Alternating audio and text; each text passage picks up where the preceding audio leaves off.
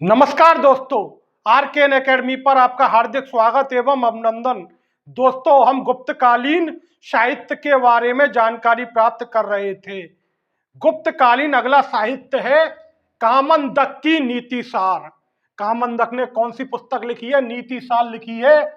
और यह कौटिल्य की अर्थशास्त्र का संक्षिप्तीकरण है। कौटिल्य ने एक पुस्तक लिखी है अर्थशास्त्र, उसका संक्षिप्तीकरण है। गुप्त काल की कर व्यवस्था की जानकारी मिलती है। किसमें मिलती है? नीति सार में मिलती है, जो किसकी पुस्तक है? कामंदक की पुस्तक है। नीति सार कौटिल्य की अर्थशास्त्र का संक्षिप्तीकरण है। गुप्त काल की कर व्यवस्था की जानकारी मिलती है और यह अनुष्टुप छंद में लिखा गया है। नीति सार किस छंद में लिखा गया है? अनुष्टुप छंद में लिखा गया है। इसमें गुप्त काल की कर व्यवस्था की जानकारी मिलती है और कौटिल्य की अर्थशास्त्र का संक्षिप्तीकरण है। नीति शास्त्र किसने लिखा? कामंदक ने लिखा। अब आते हैं व्याकरण व कोश साहित्य। गुप्तकालीन व्याकरण व कोश साहित्य। इसमें सर्वप्रथम है अमर कोश, जो किसने लिखा? अमर सिंह ने लिखा। अमर सिंह ने अमर कोश लिखा। अमर सिंह कौन था?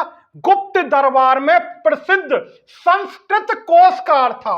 अमर सिंह गुप्त दरबार में प्रसिद्ध संस्कृत कोशकार था। अमर कोश संस्कृत का विश्व कोश कहा जाता है। अमर कोश को किसका विश्व कोश कहा जाता है? संस्कृत का विश्व कोश कहा जाता है। यह संस्कृत में उपलब्ध सबसे प्राचीनतम कोश है। अमर कोश संस्कृत में उपलब्ध सबसे प्राचीनतम कोश है। दूसरी पुस्तक कौन सी है? चंद्र व्याकरण, जो किसने लिखी? चंद्र गोमी ने लिखी। चंद्र व्याकरण किसने लिखी? चंद्र गोमी ने लिखी। यह बौद्ध भिक्षु थे। चंद्र गोमी बौद्ध भिक्षु थे। इस पुस्तक का अन्य नाम क्या है? नाम लिंगानुशासन। चंद्र व्याकरण जो पुस्तक है उसका अन्य नाम क्या है? नाम लिंगानुशासन। यह 3 कांडों में विभक्त होने के कारण इसे त्रिकांड भी कहा जाता है। तो दोस्तों, अमर कोश किसने लिखा? अमर सिंह ने, जो गुप्त दरबार में प्रसिद्ध संस्कृत का कोशकार था। और अमर कोश को संस्कृत का विश्व कोश कहा जाता है। यह संस्कृत में उपलब्ध सबसे प्राचीनतम कोश है। चंद्र व्याकरण यह किसने लिखा? चंद्र गोमी ने लिखा, जो बौद्ध भिक्षु थे। चंद्र व्याकरण का अन्य नाम क्या है? नाम लिंगानुशासन। 3 कांडों में विभक्त होने के कारण चंद्र व्याकरण को त्रिकांड भी कहा जाता है। दोस्तों, अब गुप्तकालीन प्रशस्ति साहित्य के बारे में देख लेते हैं। प्रशस्ति क्या होती है? प्रशस्ति एक प्रकार का अभिलेख है जो राजा की प्रशंसा में लिखा जाता है। यह एक प्रकार का अभिलेख है जो राजा की प्रशंसा में राजा के दरबारियों द्वारा लिखा जाता है। प्रशस्ति एक प्रकार का अभिलेख है जो राजा की प्रशंसा में राजा के दरबारियों द्वारा लिखा जाता है। अब कौन कौन सी प्रशस्तियां लिखी गई गुप्त काल में, यह देखते हैं। प्रयाग प्रशस्ति, इसके लेखक कौन है? इसके रचनाकार कौन है? हरिसेन। प्रयाग प्रशस्ति किसकी रचना है? हरिसेन की रचना है। हरिसेन समुद्रगुप्त का कुमारामत महादंड नायक, वहां महासंधि विक्रयिक था। प्रशासन में भी हरिसेन की अहम भूमिका थी। ये कुमारमत, महादंड नायक, महासंधि विग्रहिक था। यह वैदर्भी व गौड़ी शैली का आचार्य था। हरिसेन वैदर्भी व गौड़ी शैली का आचार्य था। प्रयाग प्रशस्ति में समुद्रगुप्त की विजयों का वर्णन है। प्रयाग प्रशस्ति में समुद्रगुप्त की विजयों का वर्णन है। प्रयाग प्रशस्ति में समुद्रगुप्त की विजयों का वर्णन है। प्रयाग प्रशस्ति किसकी रचना है? हरिश्रेण की रचना है। हरिश्रेण बेदर्वी व गौड़ी शैली के आचार्य थे। समुद्रगुप्त की विजयों का वर्णन है। प्रयाग प्रशस्ति को काव्य व हरिश्रेण को समुद्रगुप्त का राजकवि कहा जाता है। प्रयाग प्रशस्ति को काव्य तथा हरिश्रेण को समुद्रगुप्त का राजकवि कहा जाता है। हरिश्रेण को समुद्रगुप्त का राजकवि कहा जाता है। समुद्रगुप्त का राजकवि कहा जाता है। प्रयाग प्रशस्ति को काव्य तथा हरिश्रेण को समुद्रगुप्त का राजकवि कहा जाता है। हरिश्रेण किसके दरबार में थे? समुद्रगुप्त के दरबार में थे। इनके पास प्रशासन में कई पद थे। कुमारामात्य, महादंड नायक, महासंधि विग्रहिक, ये बेदर्वी व गौड़ी शैली के आचार्य थे। समुद्रगुप्त की विजयों का वर्णन है इसमें। प्रयाग प्रशस्ति को काव्य तथा हरिश्रेण को समुद्रगुप्त का राजकवि कहा जाता है। दूसरी प्रशस्ति कौन सी लिखी गई थी? उदयगिरी प्रशस्ति। उदयगिरी प्रशस्ति। उदयगिरी प्रशस्ति। इसके रचनाकार कौन थे? इसके रचनाकार किसकी रचना है? वीर सेन शाव की रचना है। उदयगिरी जो प्रशस्ति है वह वीरसेन शाव की रचना है, जो पाटलिपुत्र के निवासी थे।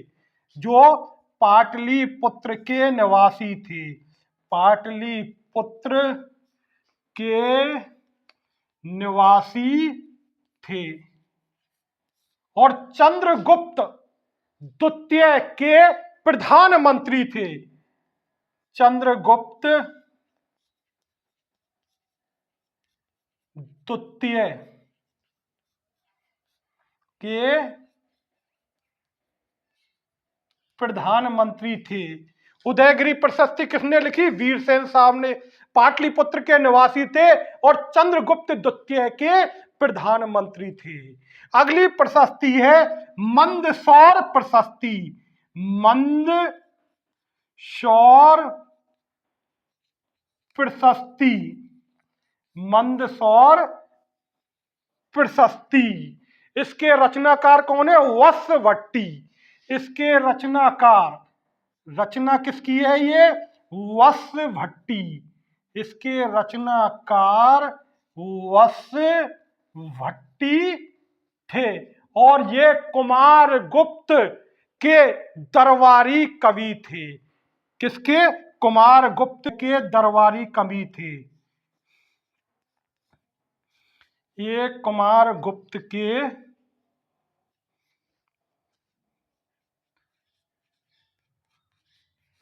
दरबारी कवि थे। मंदसौर प्रशस्ति किसकी है? वसभट्टी की है। और ये कुमारगुप्त के क्या थे? दरबारी कवि थे। एक और प्रशस्ति है मंदसौर प्रशस्ति। इसका नाम भी मंदसौर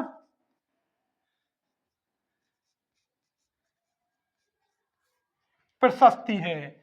अब इसके रचनाकार कौन है? इसके रचनाकार वासुल हैं। इसके रचनाकार कौन है? वासुल हैं। अब ये वासुल कौन है? वासुल मालवा के शासक यशोधर्मन के दरबार में थे। वासुल किसके दरबार में थे? मालवा के शासक थे यशोधर्मन, उनके दरबार में थे। मालवा के शासक, मालवा के शासक यशोधर्मन के दरबार में थे। मंदसौर जो प्रशस्ति है जो बासुल द्वारा रची गई है वह विशुद्ध संस्कृत में है। यह विशुद्ध संस्कृत में है। तो दोस्तों, गुप्तकालीन प्रशस्ति साहित्य, तो प्रशस्ति का मतलब क्या है? यह एक प्रकार का अभिलेख है जो राजा की प्रशंसा में राजा के दरबारियों द्वारा लिखा जाता है। प्रमुख प्रशस्तियां कौन सी हैं गुप्तकालीन? प्रयाग प्रशस्ति जो हर्षेय द्वारा लिखी गई थी। हर्षेय वैदर्भी व गौड़ी शैली के आचार्य थे। समुद्रगुप्त की विजयों का वर्णन किसमें है? प्रयाग प्रशस्ति में। प्रयाग प्रशस्ति को काव्य तथा हर्षेय को समुद्रगुप्त का राजकवि कहा जाता है। उदयगिरि प्रशस्ति यह वीरसेन साहब द्वारा लिखी गई, पाटलिपुत्र के निवासी थे और चंद्रगुप्त द्वितीय के प्रधानमंत्री थे। मंदसौर प्रशस्ति वत्स भट्टी द्वारा लिखी गई, कुमार गुप्त के दरबारी कवि थे। इसके अलावा गुप्त काल में एक और प्रशस्ति लिखी गई थी, मंदसौर प्रशस्ति, जिसकी रचना वासुल ने की। यह मालवा शासक यशोधर्मन के दरबार में थे। यह विशुद्ध संस्कृत में है।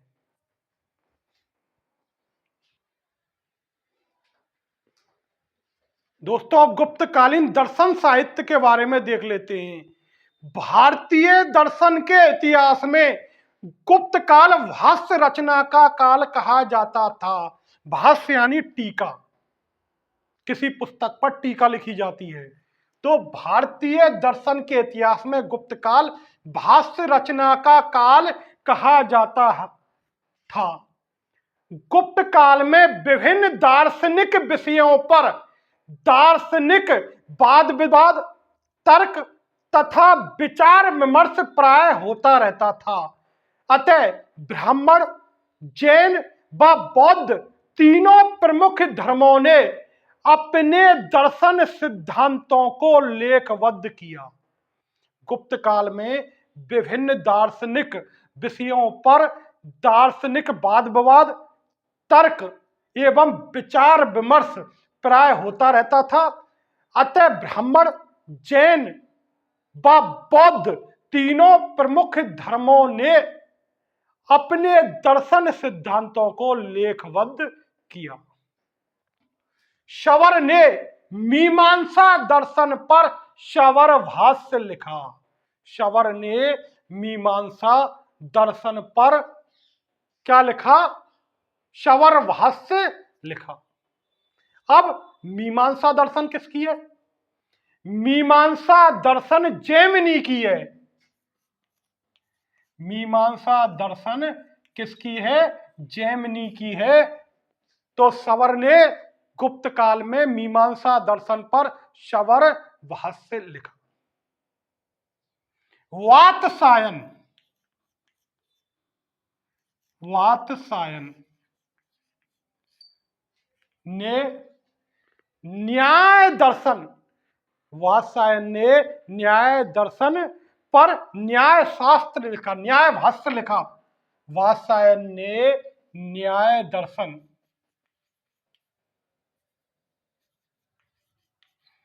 पर क्या लिखा? न्याय भाष्य लिखा। वात्सायन ने न्याय दर्शन पर क्या लिखा? न्याय भाष्य लिखा। और न्याय दर्शन किसका है? गौतम का। न्याय दर्शन गौतम का है, जिस पर न्याय भाष्य किसने लिखा? वात्सायन ने लिखा। व्यास ने योग दर्शन पर टीका लिखी, व्यास भाष्य। व्यास ने योग दर्शन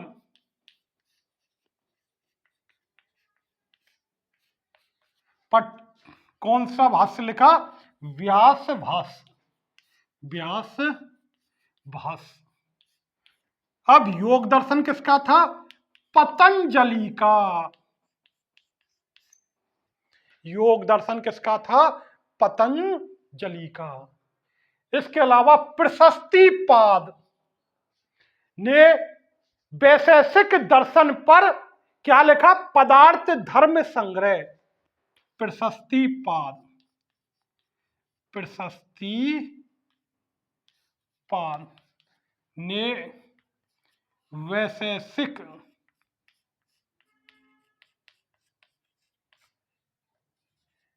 दर्शन पर क्या लिखा? पदार्थ धर्म संग्रह। प्रशस्तिपाद ने वैशेषिक दर्शन पर पदार्थ धर्म संग्रह लिखा। अब ये जो वैशेषिक दर्शन किसका है? कणाद का। वैशेषिक दर्शन किसका था? कणाद का। तो दोस्तों, भारतीय दर्शन के इतिहास में गुप्त काल भाष्य रचना का काल कहा जाता है। इसमें तीनों प्रमुख धर्मों ब्राह्मण, बौद्ध तथा जैन तीनों ने अपने जो दर्शन के सिद्धांतों को लेखबद्ध किया। सर्वप्रथम ब्राह्मण दर्शन के बारे में देखा कि सवर ने सवर भाष्य लिखा। किस पर लिखा? मीमांसा दर्शन पर। मीमांसा दर्शन किसकी है? जैमिनी का। वात्सायन ने न्याय भाष्य लिखा न्याय दर्शन पर। न्याय दर्शन किसका था? गौतम का। व्यास ने योग दर्शन पर व्यास भाष्य लिखा। और योग दर्शन किसका था? पतंजलि का। प्रशस्तिपाद ने वैशेषिक दर्शन पर पदार्थ धर्म संग्रह लिखा। और वैशेषिक दर्शन किसका था? कणाद का था। अब बौद्ध दर्शन के बारे में देख लेते हैं। बौद्ध दर्शन के बारे में देख लेते हैं। सबसे पहले महायान। दोस्तों, जब चौथी बौद्ध संगति हुई थी तो बौद्ध धर्म दो भागों में विभाजित हो गया था, हीनयान और महायान। तो महायान को मानने वाले जो बौद्ध थे उन्होंने कौन कौन सा दर्शन लिखा? तो वसुबंधु, उन्होंने अभिधर्म कोश लिखा। वसुबंधु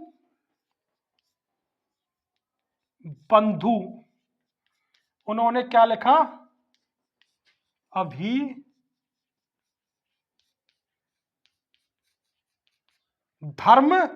कोश लिखा। असंग, आसंग ने महायान सूत्रालंकार, महायान विधर्म, संगति शास्त्र तथा ब्रज छेद का टीका लिखी। तो असंग ने कौन कौन सा बौद्ध दर्शन पर साहित्य लिखे? महायान सूत्रालंकार, महायान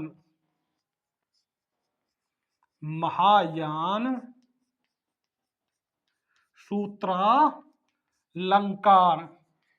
किसने लिखा? असंग ने लिखा। महायान विधर्म, महायान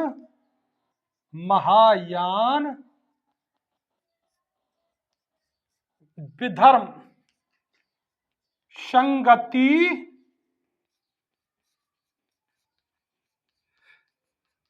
शास्त्र और ब्रज छेद का।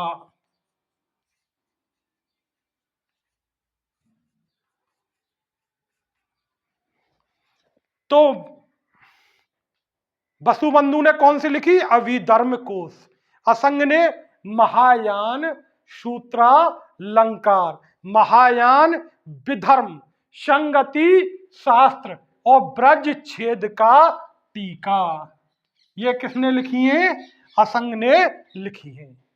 अब हीनयान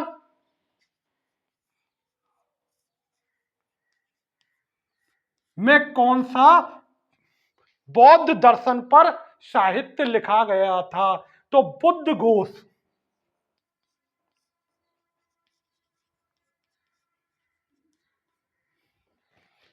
बुद्ध घोष ने कौन सी पुस्तक लिखी है? सामंत पासादिका।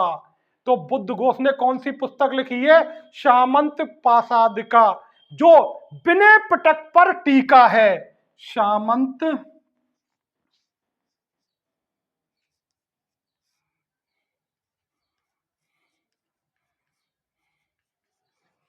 पासादिका, ये क्या है? विनय पिटक पर टीका है।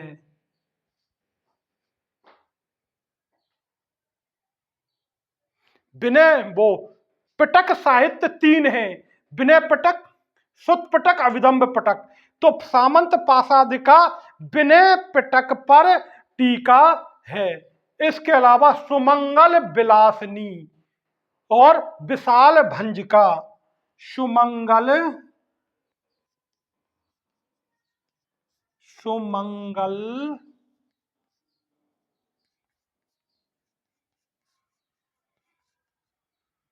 विलासनी, ये किसने लिखी है?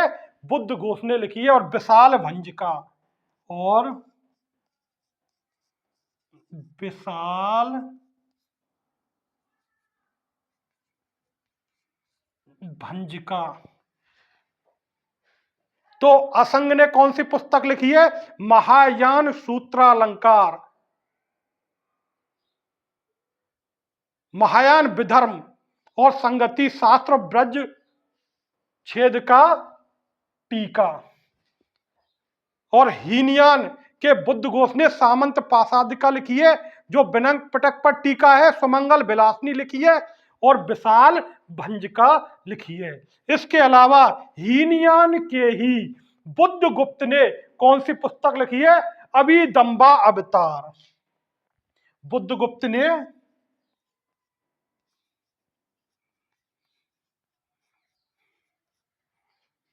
कौन सी पुस्तक लिखी है?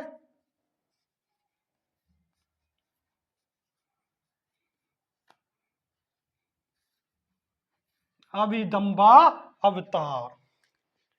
तो दोस्तों, भारतीय दर्शन के इतिहास में गुप्त काल भाष्य रचना का काल कहा जाता है। ब्राह्मण दर्शन में जो भाष्य लिखे गए थे, शवर ने शवर भाष्य लिखा मीमांसा दर्शन पर, वात्स्यायन ने न्याय भाष्य लिखा, व्यास ने व्यासवास, प्रशस्तिपाद ने वैशेषिक दर्शन पर पदार्थ धर्म संग्रह लिखा। दोस्तों, बौद्ध दर्शन में महायान शाखा के वसुबंधु ने अभिधर्म कोश लिखा। हीनयान के बुद्ध घोष ने सामंत पासादिका, सुमंगल विलासनी, विशाल भंजिका लिखी। बुद्धगुप्त ने अभिदंबा अवतार लिखा। दोस्तों, गुप्तकालीन जैन दर्शन पर साहित्य। दोस्तों, सिद्धसेन दिवाकर ने तत्वानुसारणी टीका और न्याय अवतार लिखी। जैन दर्शन पर सिद्धसेन दिवाकर ने तत्वानुसारणी टीका व न्याय अवतार लिखा। अब गुप्तकालीन गणित व विज्ञान पर साहित्य। सर्वप्रथम आर्यभट्ट के बारे में देखते हैं। आर्यभट्ट का जन्म 476 ईस्वी में हुआ। इनका जन्म स्थान कुसुमपुर था, यानी पाटलिपुत्र। पाटलिपुत्र का एक नाम और मिलता है कुसुमपुर। दोस्तों, पाटलिपुत्र आधुनिक पटना को कहा जाता है। आधुनिक पटना को पाटलिपुत्र कहा जाता है। दोस्तों, आर्यभट्ट गणितज्ञ थे, खगोल शास्त्री से तथा ज्योतिषी शास्त्री थे। आर्यभट्ट गणितज्ञ थे, खगोल शास्त्री थे तथा ज्योतिष शास्त्री थे। दोस्तों, आर्यभट्ट को बीज गणित का जनक कहा जाता है। आर्यभट्ट को क्या कहा जाता है? बीज गणित का जनक कहा जाता है। आर्यभट्ट को बीज गणित का जनक कहा जाता है। आर्यभट्ट को बीज गणित का जनक कहा जाता है। आर्यभट्ट को भारत का पहला ऐतिहासिक खगोल शास्त्री कहा जाता है। आर्यभट्ट को भारत का आर्यभट्ट को भारत का पहला ऐतिहासिक आर्यभट्ट को भारत का पहला ऐतिहासिक खगोल शास्त्री कहा जाता है। भारत का पहला ऐतिहासिक खगोल शास्त्री कहा जाता है। आर्यभट्ट को बीज गणित का जनक कहा जाता है। आर्यभट्ट गणितज्ञ थे, खगोल शास्त्री थे और ज्योतिष शास्त्री थे। इनका जन्म कुसुमपुर में हुआ था और कब हुआ था? 476 ईस्वी में। अब उनकी पुस्तक कौन कौन सी है? आर्यभट्ट की पुस्तक कौन कौन सी है? आर्यभट्टियम, आर्यभट्टियम इनकी जो पुस्तक है वो कौन सी है? आर्यभट्टियम।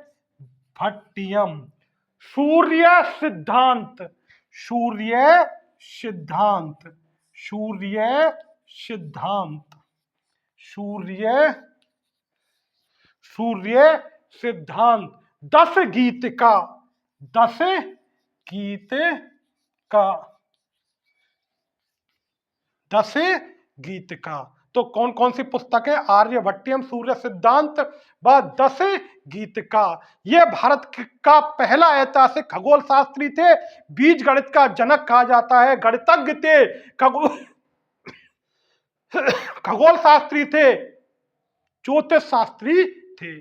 476 ईस्वी में जन्म हुआ और जन्म स्थान कुसुमपुर था।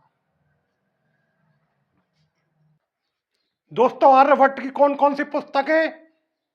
आर्यभट्टियम, सूर्य सिद्धांत, 10 गीत का। आर्यभट्टियम पर टीका किसने लिखी? भास्कर प्रथम ने लिखी। अब आर्यभट्टियम, इसके 4 भाग हैं। आर्यभट्टियम के 4 भाग हैं। कौन कौन से हैं? गीत का पाद, गणित पाद, काल क्रिया पाद और गोला पाद।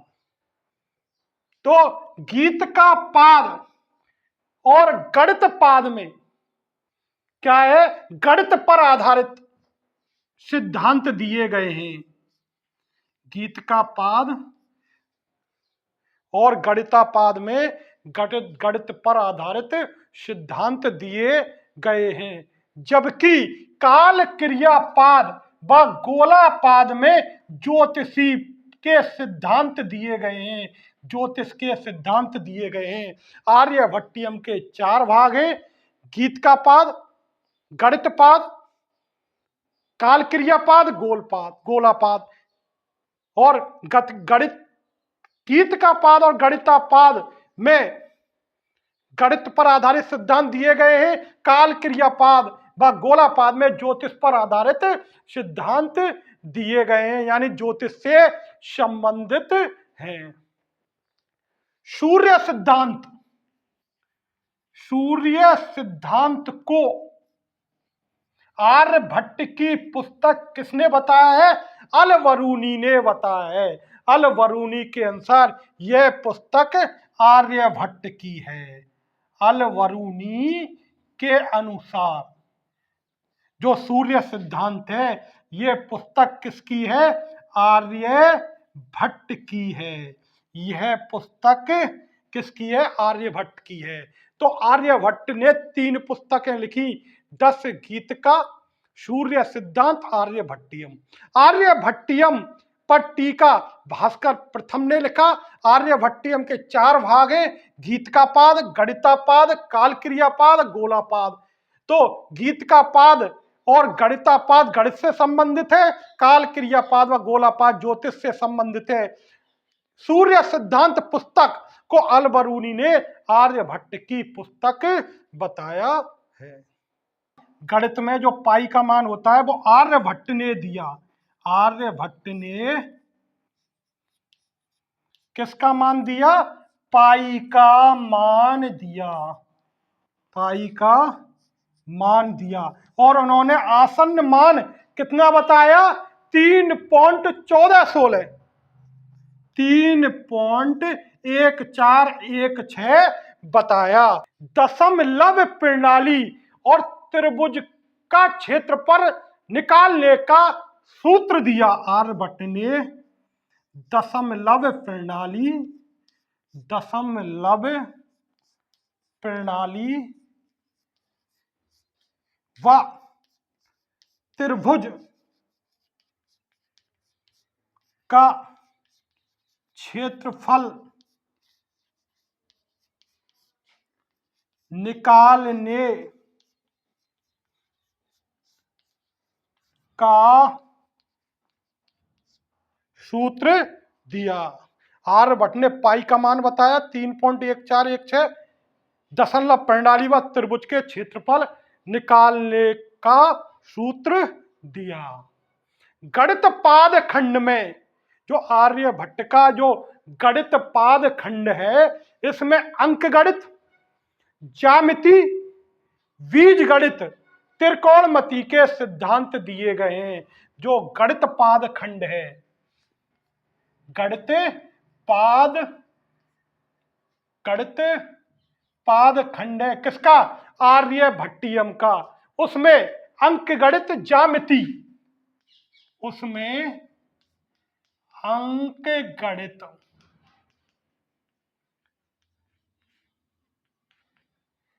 अंक गणित, ज्यामिति, बीज गणित, त्रिकोणमिति, बीज गणित,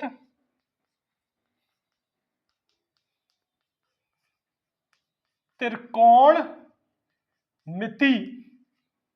के सिद्धांत दिए गए हैं।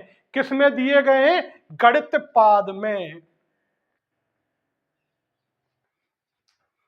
दोस्तों, आर्यभट्ट ने खगोल शास्त्र में भी महत्वपूर्ण योगदान दिया।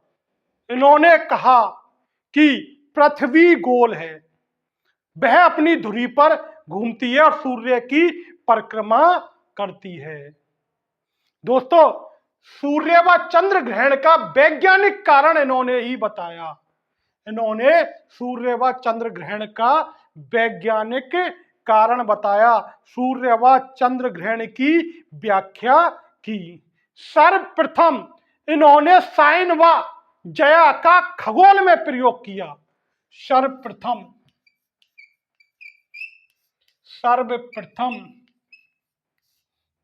इन्होंने साइन व जया का खगोल में